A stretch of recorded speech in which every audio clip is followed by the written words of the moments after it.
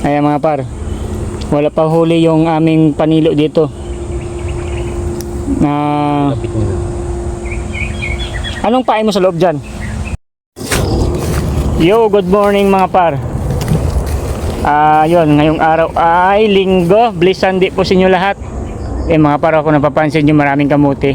Kukuha tayo mamaya dyan kasi magtanim tayo dun sa area, dun sa Quezon City. So mamaya babalik tayo dyan mga par.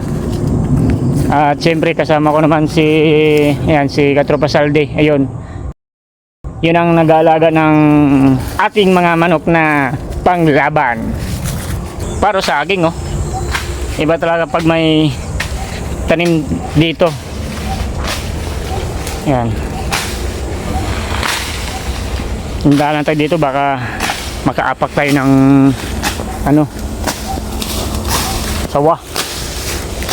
Nakita nyo naman mga par yung area dito. Ayan. Saan pa ba yung mga nakatago yung mga natin? Sa kabila, no? Hanapin namin yung mga ginawa naming silo dito. Anong pain mo sa loob dyan? Bituka ng isda na. Bituka ng isda? Nandito sa loob? Sa dulo. Kasi pwede susok ang bayawak dito. Amuyin niya na sa loob. Hindi magalaw niya to, total sake. Huli siya.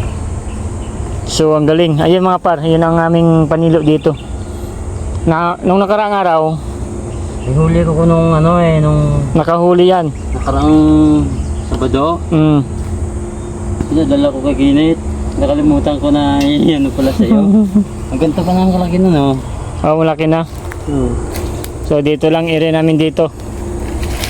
Hindi uli ko naalala. Yan ko Sabado pala. Ayan. Talagang maraming bayawak dito. Sa kabila baka ako. Hindi lang bayawak at siyempre sawa.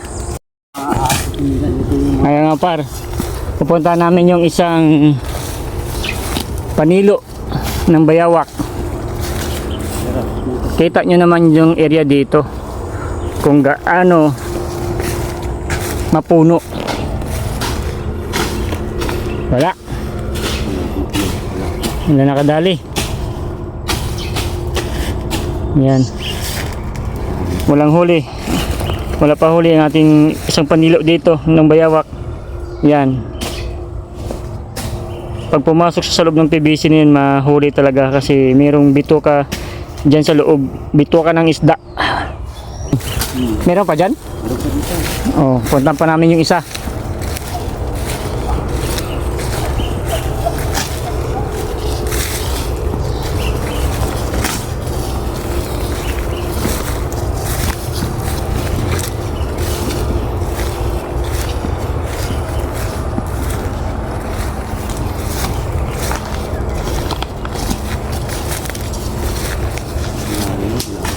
Ha?